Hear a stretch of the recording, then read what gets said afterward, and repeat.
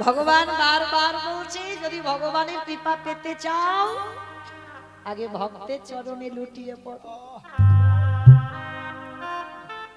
শুধু লুটিয়ে পড়লে হবে না, ভক্তের পদ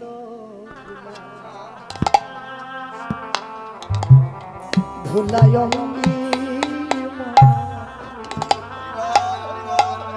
হে বৈষ্ণবের কৃপা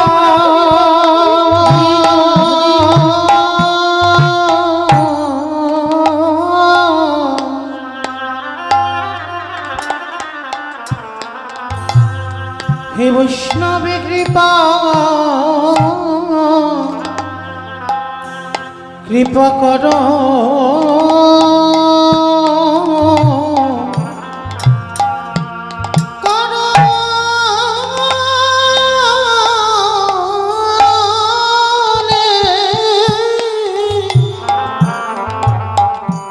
ভক্তের পদ ধুলা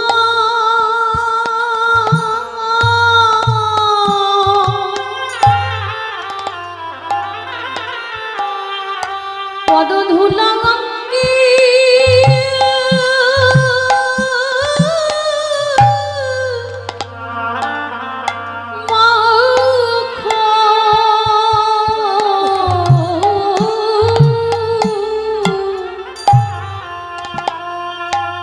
হে বৈষ্ণব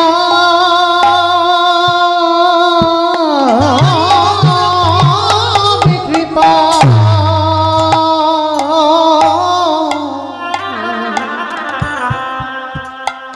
কৃপা করো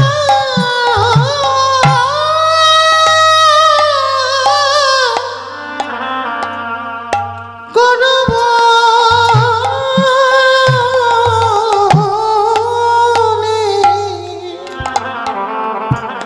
একবার ভক্তের পদ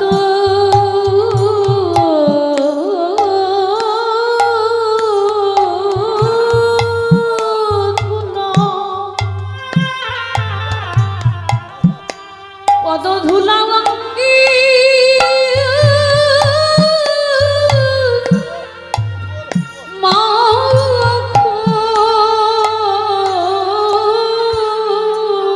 গোবিন্দ আমার মনে মনে ভাবছে ভক্তির পায়ে তুলা নিতে হবে, যেমন তেমন ভক্ত হলে হবে না মা। এই আমাদের মতো ভক্তির পায়ে তুলা নিলে বাবা কিছু হবে? আমাদের মানে আপনাদের বলছি না মা, আমি আমার এই সম্প্রদায়, আমাদের মতো ভক্তের পায়ে তুলা নিলে কিছু হবে না। এ জগতে নিষ্কিঞ্চন বৈষ্ণব পেলে তার পদধূলা অঙ্গে মাখো। গোবিন্দমার সারা বৃন্দাবন ঘুরে বেড়াচ্ছে, একজন নিষ্কিঞ্চন বৈষ্ণব পাচ্ছে না। ক্লান্ত হয়ে যাচ্ছে বাবা একটা ভক্ত খুঁজতে খুঁজতে। এই যে আমরা মুখে সবাই বলি ভক্ত ভক্ত ভক্ত, পেরেছি বাবা ভক্ত হতে? অত সোজা নয়, ভক্ত হওয়া বড় কঠিন ব্যাপার।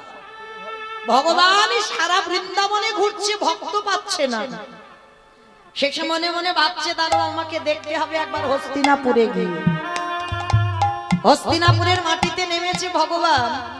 আর আপনারা আমরা জানি বাবা কুরুপক্ষে ছিলেন পিতামহ ভীষ্ম, আর পাণ্ডব পক্ষে ছিলেন আমার ভগবান কৃষ্ণ। একদিন দুর্যোধন আমার দাদু ভীষ্মকে একটা বড় কথা বলেছিল, দাদু ও দাদু তুমি আমার বাড়ি খাও, আমার বাড়ি পড়ো, আমার বাড়ি থাকো, আমার বাড়ির অন্ন ধ্বংস করছো, তাই গৌর হরি বল হরি বল হরি বল। আর আমার বাড়িতে থেকে তুমি বলতে পারছো না কি করলে পাণ্ডবরা নিধন হবে? ভীষ্মের তো ইচ্ছা মৃত্যু বাবা, মনে করলে মরবে আর মনে না করলে মরবে না।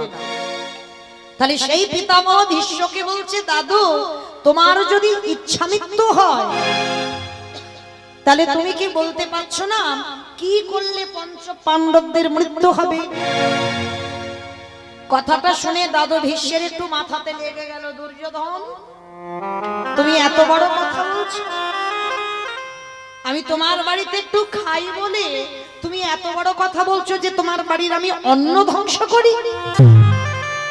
ঠিক আছে, আজকে আমি চলে যাচ্ছি, কিন্তু আমি তোমাদের বলে রাখলাম, শোনো দুর্যোধন, এত বড় কথা যখন তুমি বলছো, আমি আজকে রাত 12টার সময় ধ্যানস্থ হব।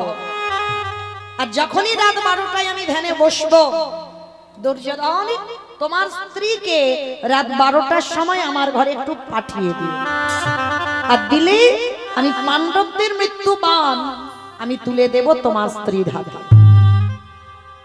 বাবা সবার চোখে ফাঁকি দেওয়া দেয়, ঘরের দরজা জানালা বন্ধ করে একটা আস্তে আস্তে ফিস ফিস করে একটা কথা বলবেন, কেউ শুনতে পাচ্ছে না, কিন্তু সত্যি কি কেউ শুনতে পেল না?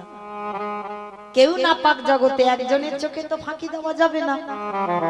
তো দুর্যোধনের মনে আনন্দ, ভানুমতির কাছে গিয়েছে, ভানুমতি অভানু, আজকে দাদু বলেছে পাণ্ডবদের মৃত্যুবাণ লুকানো আছে দাদুর কাছে, তোমার কাছে দেবে, যাও একবার দাদুর কাছে রাত 12টার সময় ধ্যানস্থ হবে, আর ওই সময় তোমাকে যেতে বলেছে। ভানুমতি চমকে উঠেছে, বলে তোমার কি মাথা খারাপ নাকি?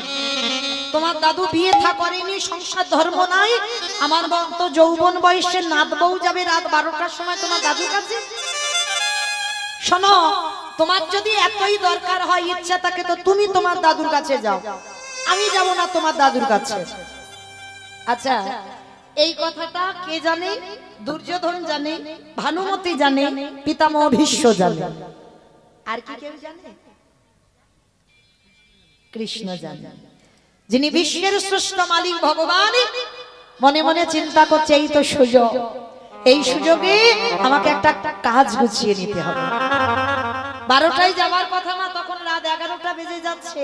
ভগবান মনে মনে চিন্তা করছে, এই সুযোগে আমার একটা কাজ করতে হবে। তা কি কাজ করবে? রাত 11টার সময় ভগবান গিয়ে দাঁড়িয়েছে সখীর দরজা। মহাভারতে ভগবানের সখীটা কি? দ্রৌপদী। দ্রৌপদী, দ্রৌপদীকে সখী বলে ডাকতো, আর দ্রৌপদী আমার কৃষ্ণকে সখাই বলে ডাকতো। রাত 11টার সময় ভগবান গিয়ে ডাকছে, সখী সখী, আর দেরি নয়, এক্ষুনি তুমি এসো, আমার সঙ্গে একটা জায়গা যেতে হবে। ভালো করে এই জায়গাটা আমার শুনবেন। রাত 11টার সময় যদি কোনো পরপুরুষ এসে দরজা ধাক্কা দিয়ে বলে, সখী তোমার সঙ্গে খুব দরকার, এক্ষুনি আমার সঙ্গে যেতে হবে, চলে যাবেন? যাবেন? কৈফিয়ত নেবেন না? কেন যাব, কি জন্য যাব, এই এত রাত্রিবেলা আমি একটা বাড়ির কুলবধূ, আর আমি বেরোতে পারি তোমার সঙ্গে? আমি যেতে পারবো না। কত প্রশ্ন, কত কৈফিয়ত আমাদের মনে, কিন্তু দ্রৌপদীর কোনো প্রশ্ন নয়।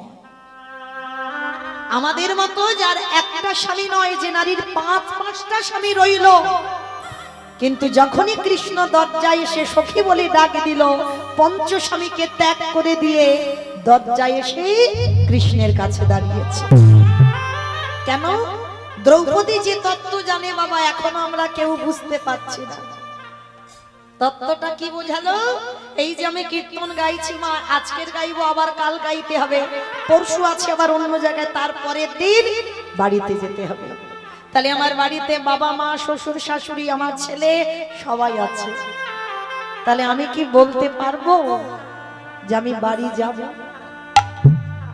বলা যাবে মা যে আমি বাড়ি যাব পরশু?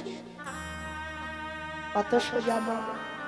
এই কীর্তন গাইতে গাইতে এক্ষুনি যদি বাঁশি বাজিয়ে বলে, মৌমিতা আর তোর গাইতে হবে না, তুই চল আমার সঙ্গে, গাইতে পারবো কীর্তন? তাহলে যে তত্ত্বটা আপনারা আমরা বুঝছি না, সেই তত্ত্ব দ্রৌপদী বুঝেছিল। কৃষ্ণ যদি একবারে কাউকে ডাক দেয়, বাঁশি বাজায়, কে বলো বন্ধু, কে বলো বান্ধব, সকল মায়া ছিন্ন করে আমাদের চলে যেতে হবে। আমারই ভগবান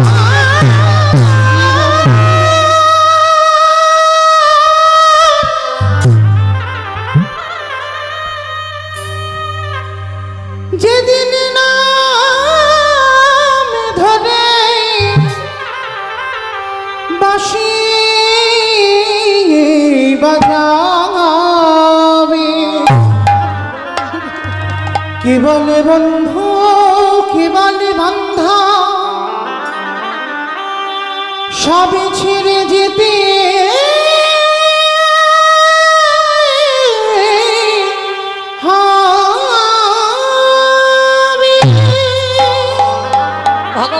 সখীর হাতটা ধরে বলছে, সখী কোনো কথা নয়, চলো এক্ষুনি একটা জায়গা যেতে হবে, তবে একটা ঘোমটাটা একটু টেনে দাও।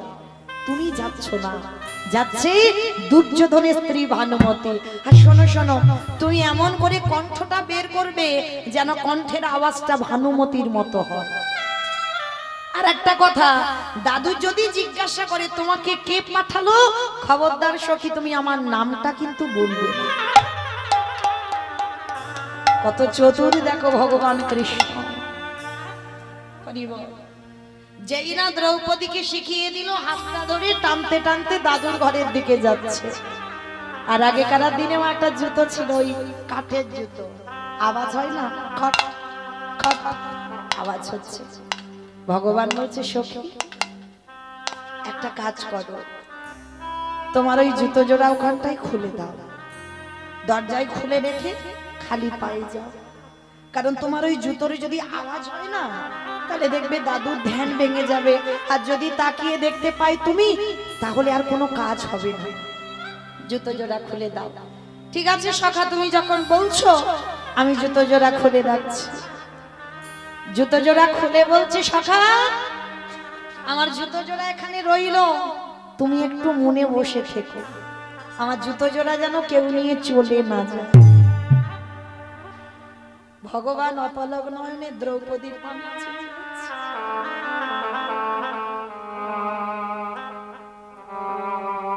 কত বড় ভক্ত, আমার কাছে দিচ্ছে জুতোর দায়িত্ব।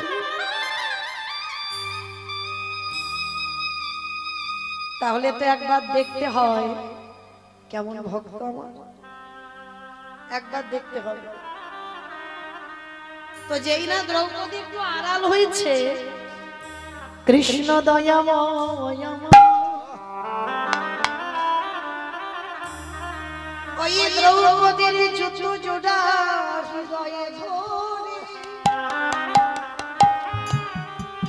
যেই না কৃষ্ণ আমার নানায়েছে, যে ভগবান কোনদিন কাঁদতে যাব না, যে ভগবান গুরু ধরে কোনদিন কাঁদা শেখেনি, জুতোটা যেই না বক্ষে ধরেছে, আপনি থেকে নয়ন হতে পারি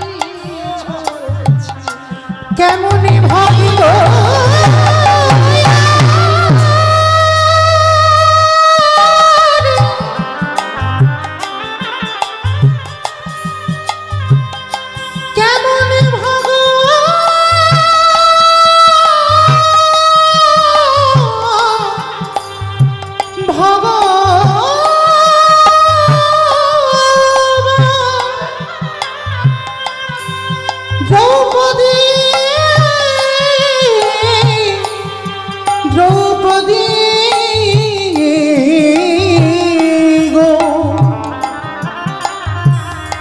এই জগতে সবাই আমায় ভালোবাসে,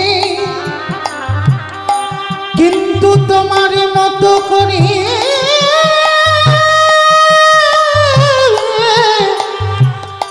আমায় কেউ ডাকে না। যেই না জুতো জোড়া কৃষ্ণ বুকে ধরেছে, যে কাঁদতে কোনোদিন শেখেনি, কোনোদিন কৃষ্ণ কাঁদতে পারতো না, আপনি থেকে দাঁড়িয়ে দাঁড়িয়ে খাচ্ছে। আর যেই না আপনি থেকে চোখ থেকে জল, ভগবান চমকিত নাকি। আমার রাধারানী একদিন বলেছিল নিষ্কিঞ্চন ভক্তের পদধূলা নিতে, তবে কি এই কি সেই নিষ্কিঞ্চন? ভগবান যেই না জুতোটা বুকে ধরেছে, চোখের জল আর জুতোর তলায় যে ধুলোটা ছিল, কৃষ্ণের বুকটা কাদা হয়ে গেছে। ওই কাদা গড়াতে গড়াতে এলো নাভি কমল, নাভি কমল থেকে জানদেশ, জানদেশ থেকে ধরণীটা একেবারে ভেসে যাচ্ছে। নিতাই গৌর প্রেমানন্দে। দ্রৌপদী আড়াল থেকে দেখছে, এখনো ভীষ্মের কাছে যায়নি, আড়াল থেকে দেখছে কৃষ্ণ জুতোটা বুকে ধরে কাঁপছে। দ্রৌপদী বেরিয়ে এসে বলছে, সখা এ কি করেছো? তুমি আমার জুতো দুটো চুরি করছো? ভগবান করজোর করে বলছে, সখী আমি তোমার জুতো চুরি করেছো। হ্যাঁ করেছো, তুমি তো আমার অনুমতি নাওনি, তুমি তোমার জিজ্ঞাসা করে নাওনি। তাহলে আমার জুতো যখন জিজ্ঞাসা করে নাওনি, তাহলে তুমি চুরি করেছো। ভগবান কিছু বলবে ভক্তকে, আর কোনো ভাষা নেই। সখী তুমি এটা কি বলছো? আমি চুরি করলাম কি করে? বলে হ্যাঁ চুরি করেছো। তুমি তো আমাকে বলতে পারতে যে সখী তোমার জুতো দুটো দাও, আমি একটু ধরে কাঁদবো। আমি কি না দিতাম? আমি তো দিয়ে দিতাম। ভগবান হেসে বলছে, সখী তোমার দুটো জুতো আমি যদি চাইতাম তুমি দিয়ে দিতে, বলে কেন দেব না? সখা তুমি আমায় ভুলে যেতে পারো, কিন্তু আমি তো তোমায় ভুলিনি। আমি অজনী সম্ভবা, আমার আগুন থেকে জন্ম। এই জগতে কারোর মতো আমার জন্ম নয়। আর যেদিন থেকে আমার জন্ম হয়েছি, সেই দিন থেকে আমার এই দেহ মন প্রাণটা তুমি তোমার চরণে দিয়ে দিয়েছি। তাহলে আমার দেহের প্রত্যেকটা অঙ্গ যদি তোমার চরণে সমর্পিত থাকে, তাহলে আমার পায়ের জুতো দুটো কি আমার? এটা তো তোমার জুতো। তাহলে তোমার জুতো তুমি ধরে কাঁদবে, এতে আমার আপত্তি করার কি আছে? ভগবান দ্রৌপদীকে বুকে জড়িয়ে নিয়ে কাঁদছে। সখী জগতে আমার অনেক ভক্ত আছে, কিন্তু তোমার মতো এমন ভক্ত আমি সখী গো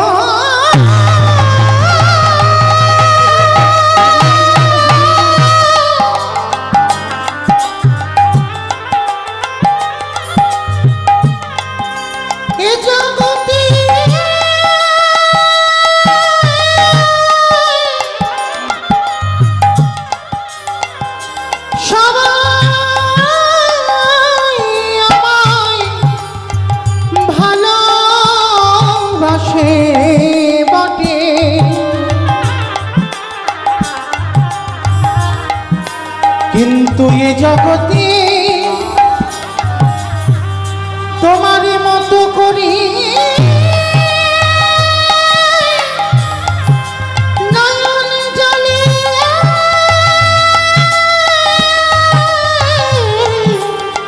আমায় কেউ ডাকে।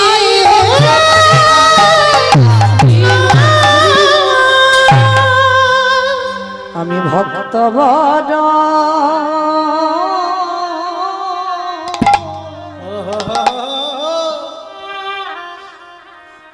ভালো,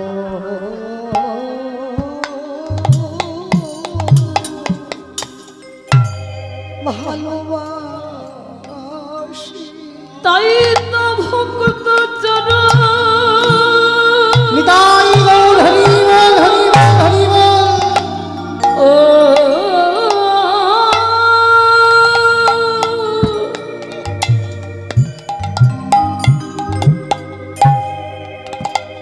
চরণ ধুলো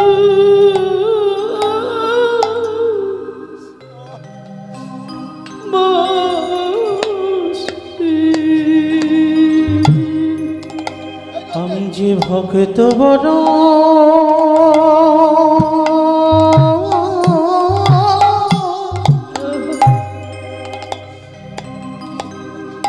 ভক্ত বড় ভালো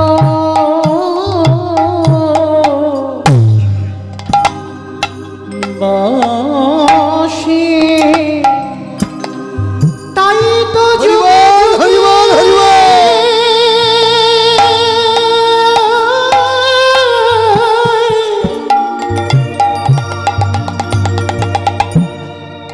তাই তো যুগে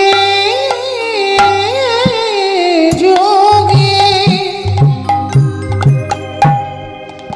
ধরাইয়া আসি,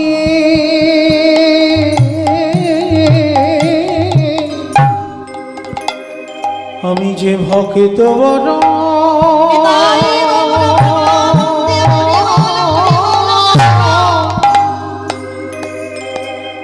ভালো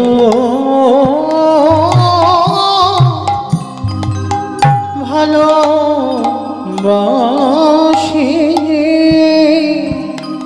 কৃষ্ণ দয়াময়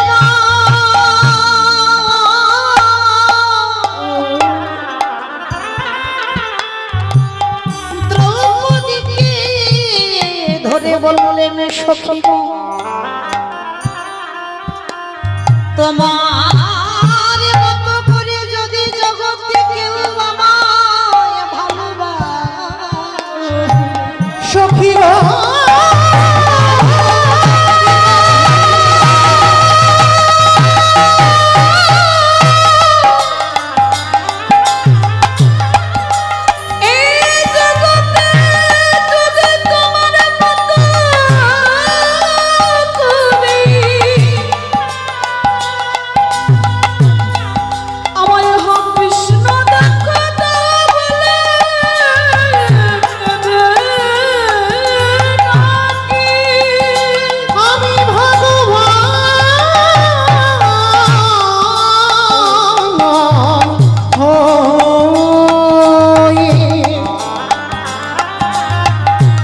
সেই ভক্তের হৃদয় ঘটে চিরজীবন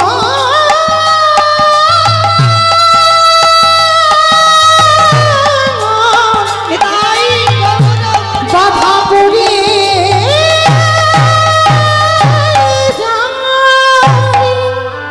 ভগবান দ্রৌপদীকে ধরে বলছে সখী তুমি আমায় এতটাই ভালোবাসো, তোমার চরণের জুতো আমার মাথায় দিতে যাচ্ছে না। বলে সখা আটকাবে কেন, এ জুতো তো আমার না, আমার দেহ যদি তোমার চরণে সমর্পিত থাকে এ জুতো তো তোমার জুতো।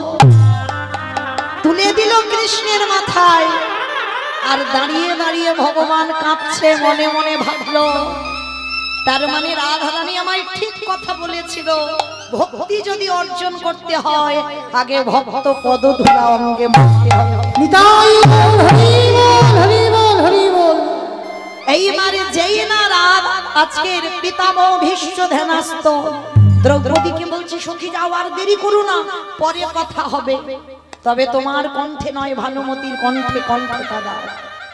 এইবার কৃষ্ণের কাছ থেকে বিদায় নিয়ে যেই না ভানুমতির কণ্ঠটা বের করেছে, ভীষ্ম ধ্যানস্থ অবস্থায় মাথায় আশীর্বাদটা তুলে দিল, তোমার শীতের সিঁদুর হাতের শাখা অক্ষয় থাকবে।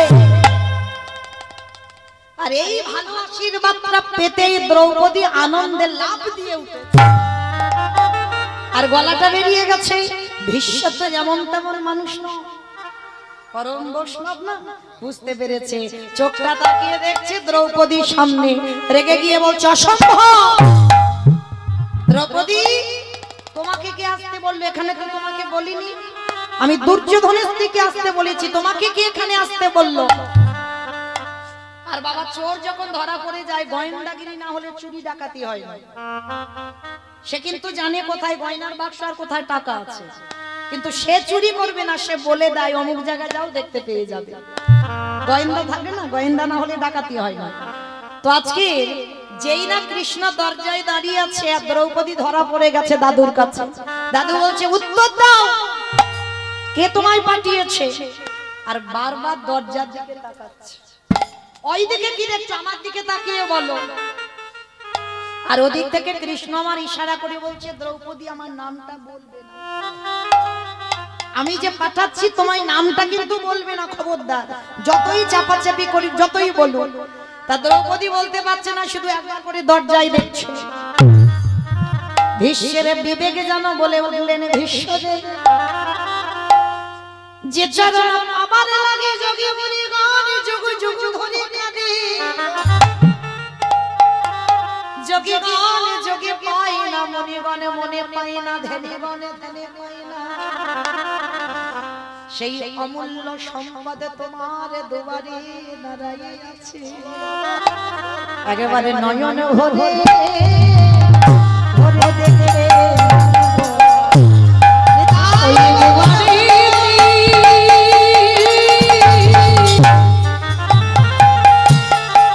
ওই দুয়ারে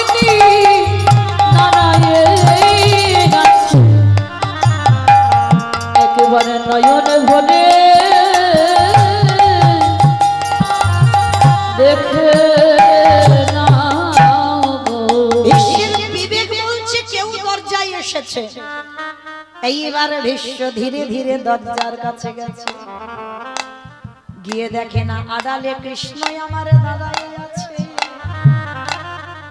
ভীষ্ম গিয়ে বলছে, কিরে আমার দরজা তো খোলাই ছিল, তা দ্রৌপদীকে পাঠালি আর তুই ভিতরে গেলি না, বাইরে দাঁড়িয়ে আছিস? কৃষ্ণ দয়াময় মৃদু হেসে বললেন, ভীষ্ম রে, আমি শুধু তোমার দরজার ধারে নয়, এই জগতে সবার দরজার ধারে আমি দাঁড়িয়ে আছি। সবার দরজায় কৃষ্ণ দাঁড়িয়ে আছে। কোন দরজা? ওই যে ইট বালি সিমেন্টে গাঁথা ঘর, ওই যে শালকাঠের দরজা, ওই দরজা না, রক্ত মাংসে দেহে গড়া ঘর। এই ঘরে পরমাত্মা রূপী ভগবান বাম দিকে বসে আছে। এটাই তো কৃষ্ণ। কৃষ্ণ আছে বলে দেহের এত গরম, কৃষ্ণ আছে বলে দেহের এত সাজগোজ।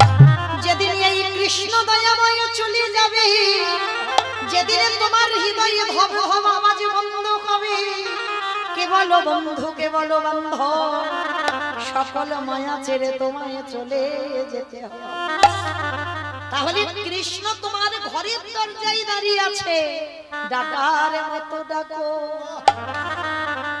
যদি একবার ডাকার মতো ডাকতে পারো, আমারে ভগবান পৃথিবীর যে প্রান্তে থাকুক না কেন, যদি নয়ন জলে ঠিক ঠিক ডাকার মতো ডাকতে পারো, এ জন্মে যদি নাই বা হয়, এর পরের জন্মে যদি নাই বা হয়, তার পরের জন্মে যদি নাই বা হয়, সাধিতে সাধিতে যদি কৃষ্ণ কৃপা করে, এ জন্মে না হয়, জন্ম জন্মান্তরে যদি ডাকার মতো ডাকতে পারো, ভগবান কি থাকতে পারে? যদি ডাকার মতো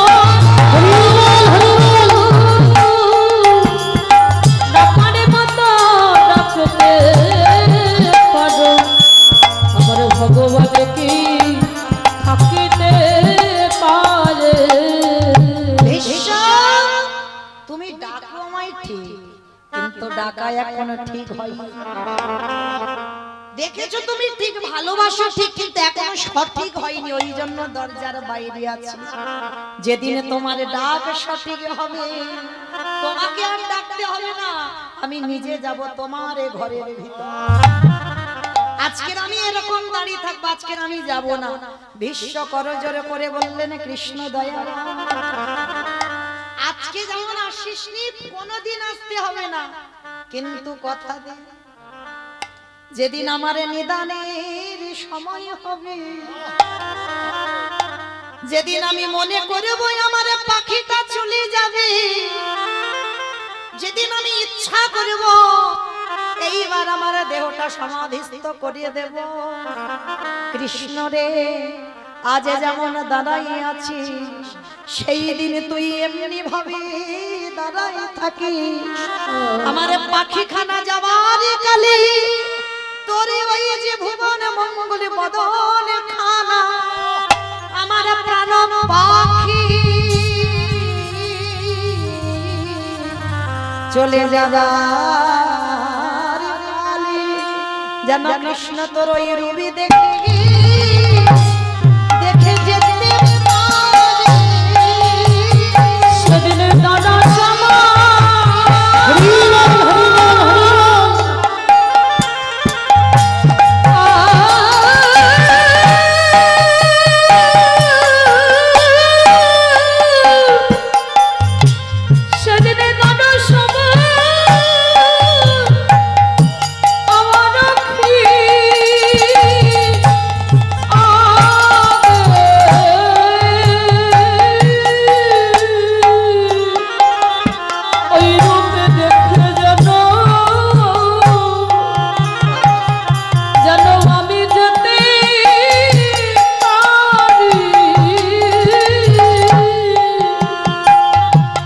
কৃষ্ণ বল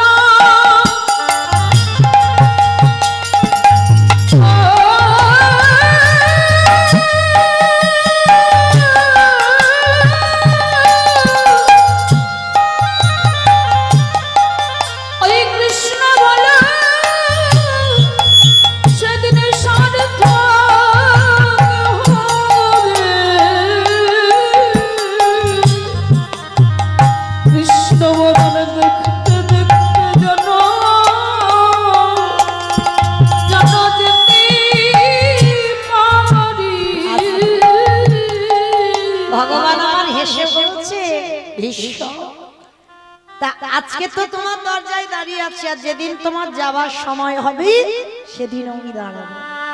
আচ্ছা বলো তো ভীষ্ম, তুমি আমায় কোন রূপ দেখতে চাও?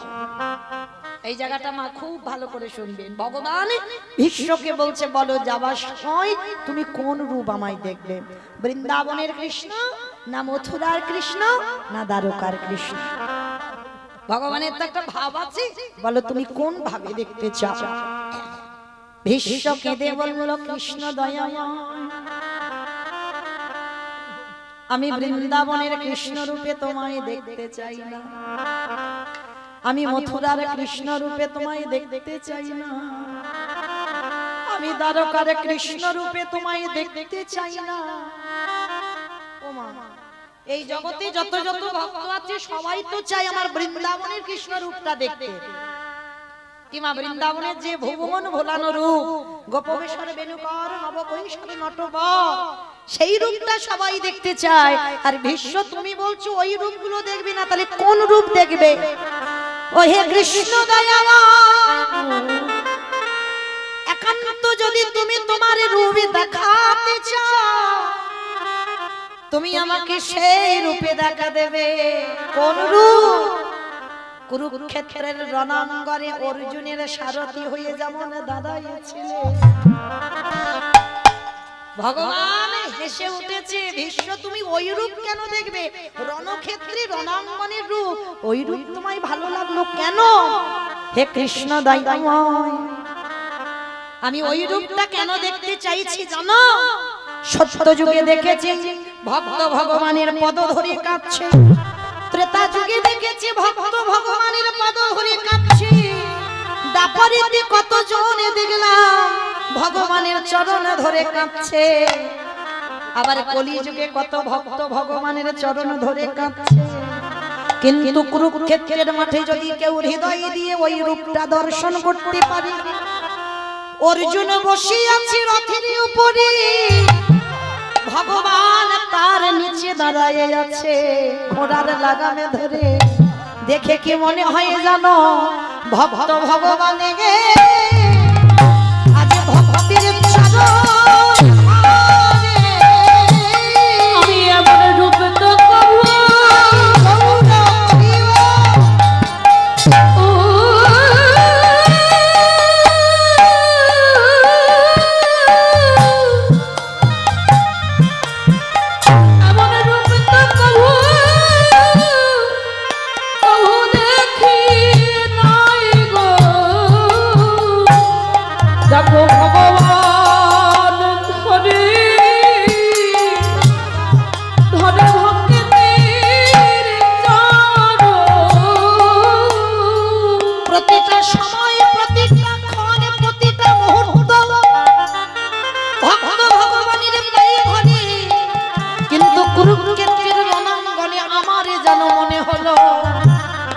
তুমি অর্জুনের ভক্তের নিচে যেন তুমি বসে আছো।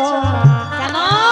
তুমি জগৎকে দেখিয়ে দিলে আমি ভক্ত বড় বড়